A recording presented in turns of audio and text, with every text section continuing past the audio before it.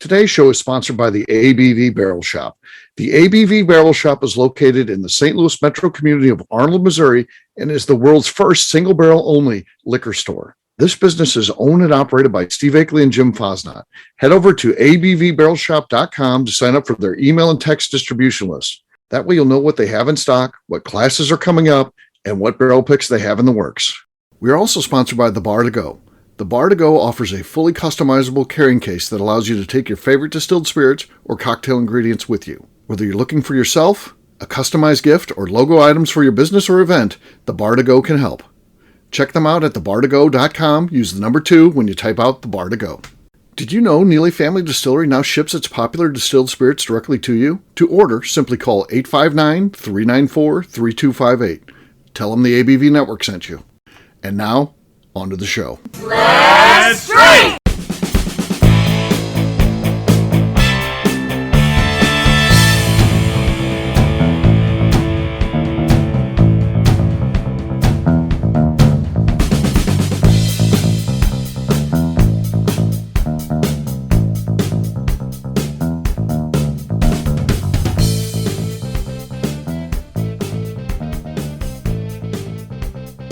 Welcome to the Bourbon Daily, the podcast about everything bourbon delivered to you every day of the week. Today on the show, we discuss how the bourbon industry plays nice to help uplift everybody. My name is McNew. Please join me in welcoming my co-host, Steve Akeley, along with our special guests, Kathy Kuhl, Luke Otero, and Katie Joyce. Hey, gang, what's up? Hey, everybody. Oh, hello. Hey-oh. So, yeah, we've got a fun show. Today, we're going to be talking about the bourbon industry and how unique it is, but we'll get to that after the break. For right now, Kathy said there's something she wanted to talk about. What is that? I do. So I want you to think about a Kardashian-style reality show. Not like a competition show, but a Kardashian follow people around reality show. And pick which distillery family you want to watch on that show. McNeely's. It's got to be Neely's, right? That's the one. I know, right? Papa any and other Royce answer? and Becca. Becca and Royce is my answer for any watch. That sounded really creepy. I'm sorry. For any reality TV.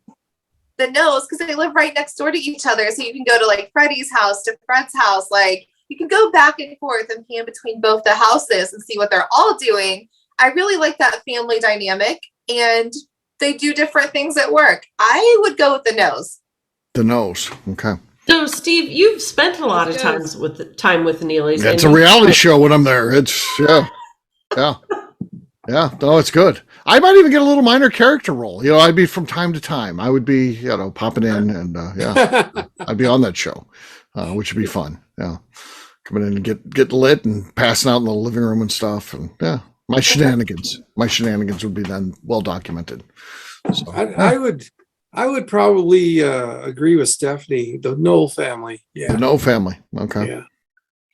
They're very nice people, so they'll probably get canceled after about two episodes, but that's okay.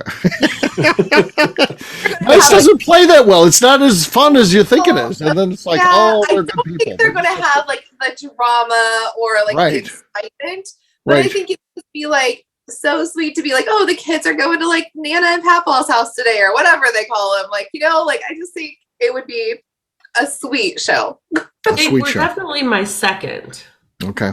All right. So I don't know if it's because I have it in front of me, but Aaron from Smoke Wagon, I feel like he could be just so random enough that it could be really entertaining TV. Yeah, watching that man's Instagram stories is like in himself. Him with a camera crew, I am with you on that one. With like a camera crew and a producer, like giving him a little guidance, I feel like it'd just be gold. Like he has, like fast cars and like all kinds of shit. Like it'd be fun to follow his weekend shenanigans.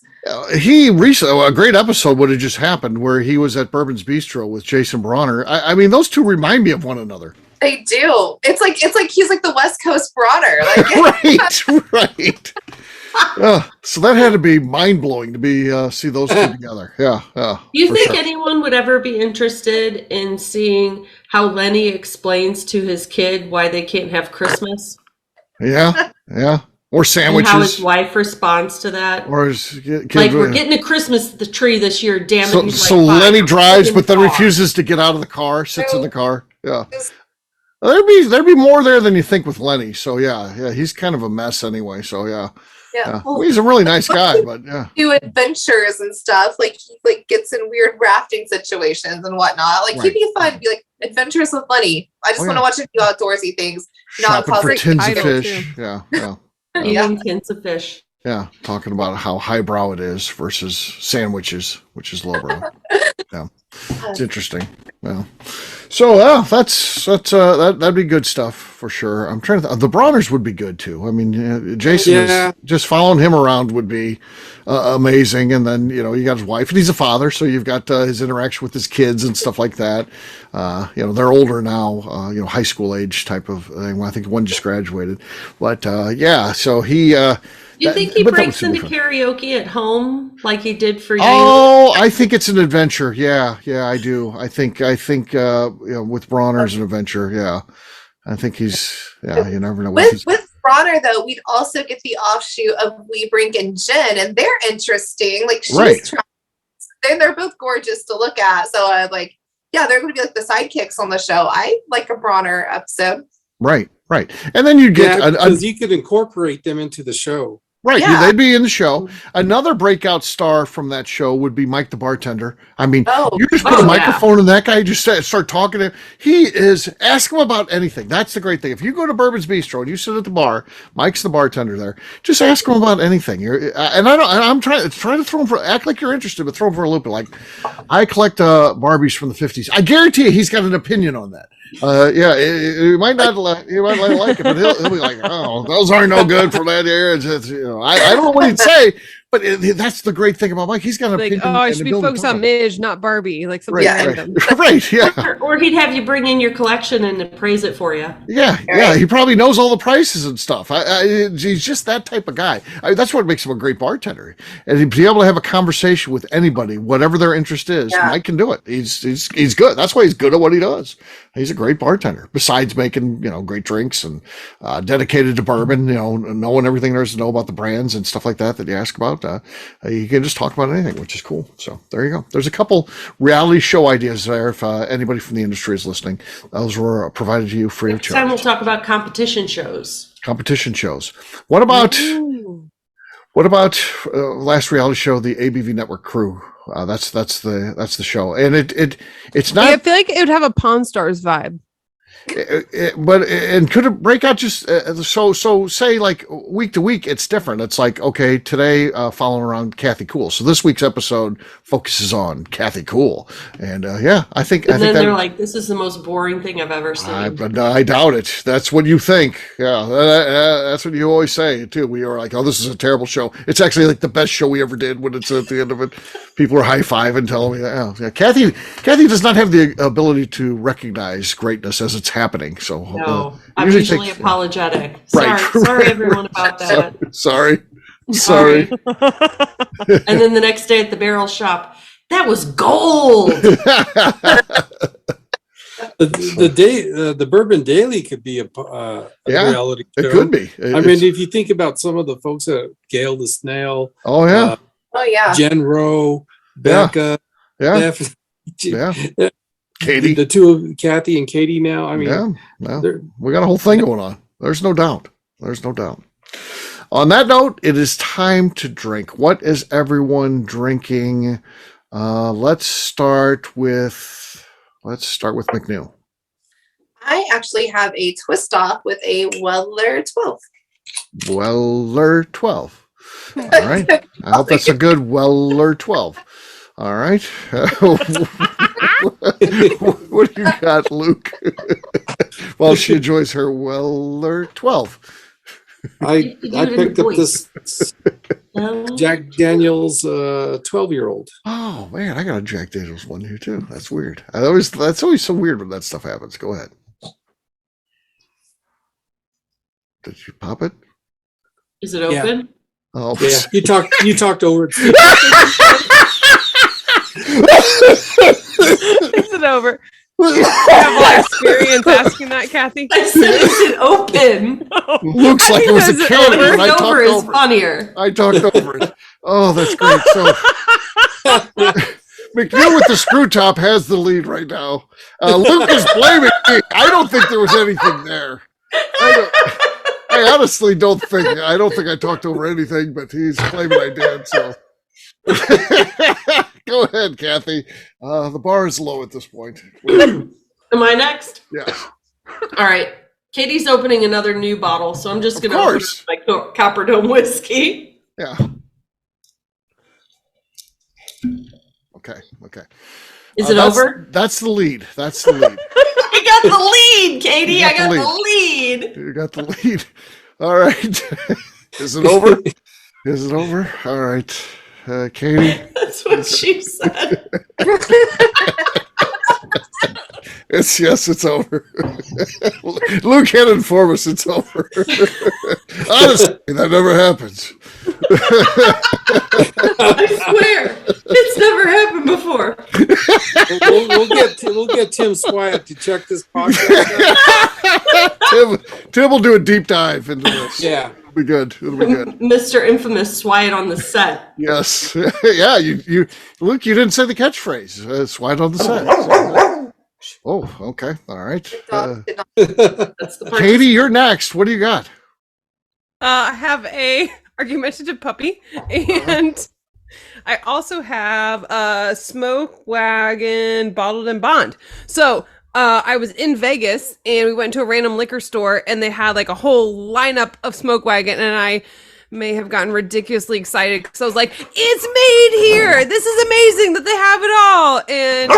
And Midas, it's not your turn. No, it's my turn to talk, not yours. Did you spend $800? No, actually, I think this was like 50. Like, Okay, that's all you just bought. got one? I purchased one bottle because my bags were already very close to 50 pounds. So I was limited in what I could bring back, unfortunately. I did not plan ahead to bring an extra checked bag for liquor when I went to Vegas. Fair So enough. I would limited myself to this single bottle. Anyways, we're going to open it now. All right.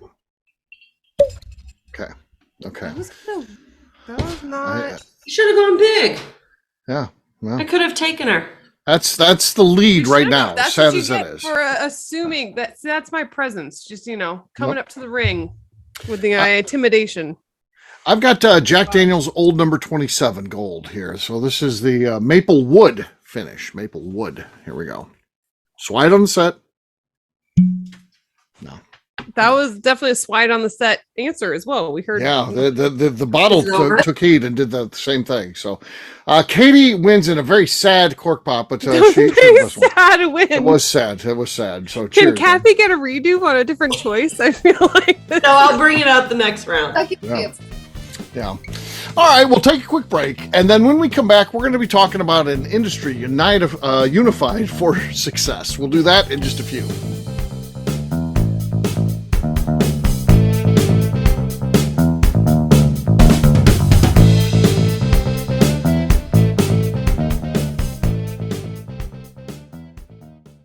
Let's talk about the people who make these shows happen. First up is the ABV Barrel Shop. It is the most unique shopping experience in the world of bourbon, as the ABV Barrel Shop only sells single barrels. Owners Steve Akeley and Jim Fosnot select. With over 100 distilleries on board to sell us barrels, we are home to the most unique and diverse barrel pick selections in the bourbon world. By signing up for our email, you will always know what we have in stock. In addition to the single barrels, we'll have a gift shop featuring ABV Barrel Shop as well as ABV Network merchandise. We are partnering with vendors like Art Eatables and Old Man Bay Signs to bring you unique items you can't find anywhere else. We will also have a 24-seat classroom where we are offering educational and fun classes like Breakfast and Bourbon, a series where we pair donuts and bourbon, customer barrel picks, and opportunities to learn from master distillers and other bourbon dignitaries. Best of all, we feature a tasting bar where you can try before you buy. All of this is located in the St. Louis metro community of Arnold, Missouri. If you are in the St. Louis area, please stop by to say hi. If you're traveling in from outside the area, please take advantage of our hotel rates with the Drury Inn and Pear Tree Inn, less than a mile from our shop. This can be done via the links in our Visit St. Louis section on our website. Head over to abvbarrelshop.com to plan your trip. The ABV Barrel Shop. It's where single barrels live. Hi, this is Steve Akeley, owner of the ABV Network. We're sponsored by the Stave and Thief Society. This is where you, a bourbon enthusiast, can expand your knowledge and emerge a bourbon steward. In 2017, I completed my Executive Bourbon Steward certification. It's the most comprehensive bourbon certification program available and connects you with an expansive network of bourbon enthusiasts and professionals. Check out the full listing of in-person and online certifications and join the society today by enrolling at staveandthief.com. Okay, let's talk about the Neely Family Distillery. In 2018, I met Royce Neely at an industry event. He started appearing on our shows, and we became friends during my frequent trips to Kentucky. Today, he is amongst the leaders of young distillers leaving their mark on the bourbon industry. A visit to Neely Family Distillery yields insight on their unique family history, why their products are special, and gives you the opportunity to taste their whiskey, moonshine, and creams. Check them out at NeelyFamilyDistillery.com or visit them in Sparta, Kentucky.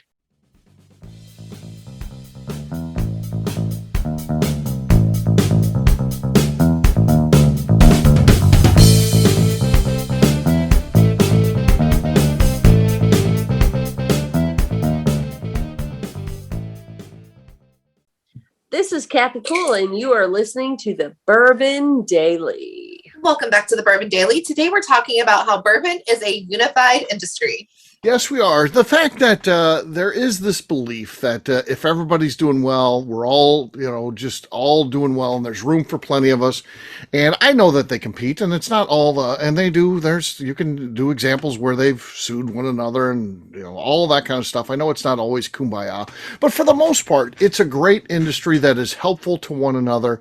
And I think that for the most part, the frontline people, the brand ambassadors, the distillers, those people all get along. And even the ones where the companies don't necessarily get along, those people, the people that interface with the public, get along well and help one another. So I think it's a unique industry in this aspect, because I've certainly dealt with a lot of other companies. I was a food broker, and you always you deal with a bunch of different company reps, and they always just hate the competition. They would never want to help them with anything. Their only goal is to see how they can drive them out of business, and they would never give them a secret or help them out or extend a favor. Steve, what year was the Heaven Hill fire?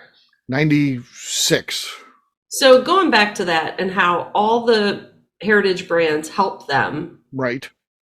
get through that. If you were to say, like, let's say Ford Cars has a big tragedy and they're like losing business, GMC is not going to jump in No. to help them. GM's no. Coke's not going to help Pepsi. Parties or vice on the versa. streets. Yeah. Right. Yeah. Yeah, no. Right. The GM will tell Ford, "Hey, go ask for a government bailout. We're Right. not fucking doing anything." Yeah. Right. But that's not what they did.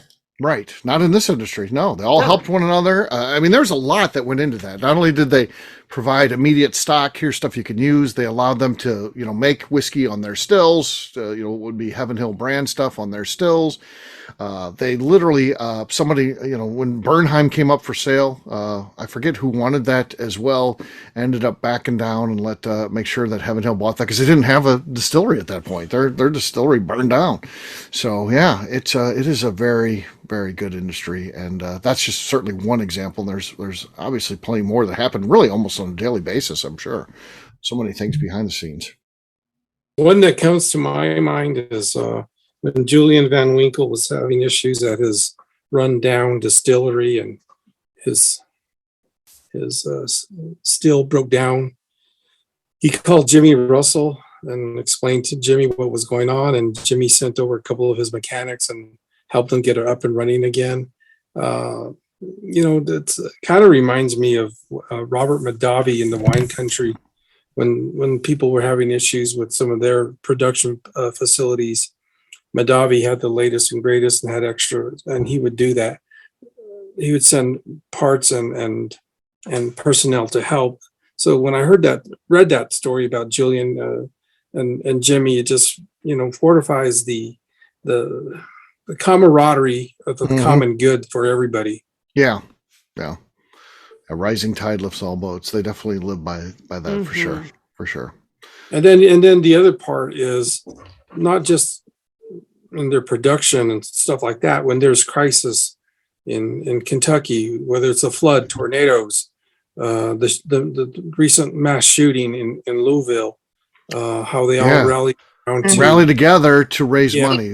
Shootings or tornadoes. They certainly provided a lot of unified relief on Yeah.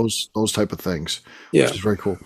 Another thing, just from interpersonal, we've all been to industry events. And we've got the benefit of getting to hang out with these people at these sort of events and sticking around after hours. And they're just friends. They hang out, they laugh together. They'll go out to dinner afterwards. You'll see them at the bar. If you're at something like the New Orleans Bourbon Festival, you might walk up to the bar and there's two, competitors sitting at the bar having a drink. And it's just fun. It's a fun industry because they genuinely seem to like one another. So, well, how can you go wrong when your industry is around bourbon? This is true. Like, Very where's true. the hate in bourbon? Right. Right? Yeah. It's a If you common feel bond hate, just for sure. drink a little more. You feel Right. better. But even things like Lisa Wicker and her move, and Denny Potter and Jane Bowie and her move, there's no hard feelings. There's no burnt bridges. They're not like, okay, I'm done with you. Get out now or anything. Right. Yeah. So they all leave on like such good terms where it's like, good luck, but we would have you back any day of the week if you wanted to. Right? Call Like, us when you need some tips. there's just so many open doors. Yeah. So definitely a great industry. It's fun to be part of it just from a fan perspective, to see an industry where everyone gets along and like I said, it's so different. I did things like I always like to throw out there that when I was a food broker, we had a chocolate bar line. You think chocolate, that's just fun, right? That is, like you think bourbon, that's just fun. Although they all hate one another. Again, the same thing. They want to go in and we'd have a checkbook where we would to pay for damaged stuff, and they're like, hey, by the way, if you want to use that checkbook to buy our competitors' products off the shelves, do that too. We'll pay for that. So they just want to put them out of business if they can. They don't want to deal with their competition. They don't want to be friends with them. They don't want to be like, oh no, they want them out of there. Yeah, I hate them. That's what. God, it's so frustrating because in the legal industry, so you think of attorneys like fighting head to head against each other, etc., and our jobs in many cases are oppositional to each other. However, that doesn't mean that we need to act oppositional, if that makes sense. So Right. we can say we're representing two different sides, but we can come together in a way of how can we efficiently both represent our sides. Mhm. So that's my favorite way to work with another attorney in any case. And when I have another attorney that I work with who is trying to like fight against you and take the shortcuts and use any kind of like technicality against you, it pisses me off. Because really it's hey, if we fight head to head and we are doing this bullshit, we're only going to end up charging our clients more.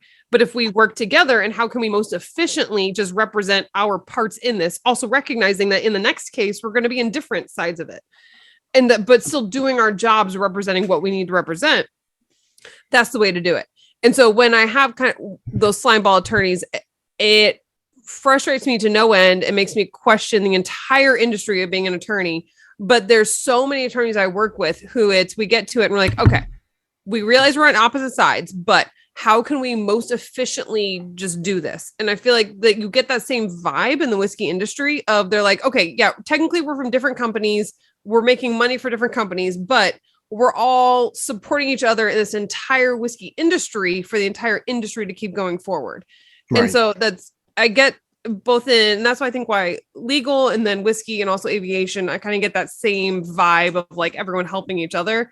That is just so important to me. And I think that's part of the reason why I love whiskey as well. And that you like make friends and family right away. And it doesn't matter if you're from one company or another, that you can still be like that family, like, hey, we're close, even if we're technically competition. That you don't find that in other industries. Yep. Yeah. Pretty darn cool. That's for sure. All right. Well, on that note, we're going to wrap this one up as we always do by talking about where people can find us. Kathy, we're going to start with you. Where can people find you? You can find me on Instagram at KK Cask Strength. Katie. You can find me, I guess, being friendly lawyer, if that's a thing. I just maybe made that up. Also over on Instagram at Katie Proof. All right, Luke. You can find me at Santa Fe Boutique Wines on Instagram and Luke Otero on LinkedIn. All right, McNew. I'm on Instagram at McNew ABV. For me, I'm an easy guy to find. I'm at Steve Akeley on Twitter, Instagram, or Facebook. I've got a website, steveakeley.com. We've also got that company website, abvnetwork.com. You got to check that one out. We put all of our previous content out there. Great way to find out what's going on. Maybe you've missed a show or something like that. Don't worry. We keep it out there at abvnetwork.com. Come by and see us. We are in St. Louis at the ABV Barrel Shop. At a minimum, go to abvbarrelshop.com. Sign up for our email and text distribution. You'll know exactly what we have going on at the store in terms of, what bottles are in, what classes we have coming up, all those type of things, who's going to be appearing there. Good stuff. So check it out online. McNew, anything else to say before we get out of here? I would like to remind the audience to please give us a 5-star review. That includes comments. It helps new people find the show, which is very important to us. And if you like what we're doing, we ask that you please visit our Patreon page at patreon.com/the ABV Network. Great job today, gang. For audience, we'll have a brand new show for you tomorrow. Looking forward to that. Until then, take care, everybody. See ya. Bye. Bye. Later. Peace.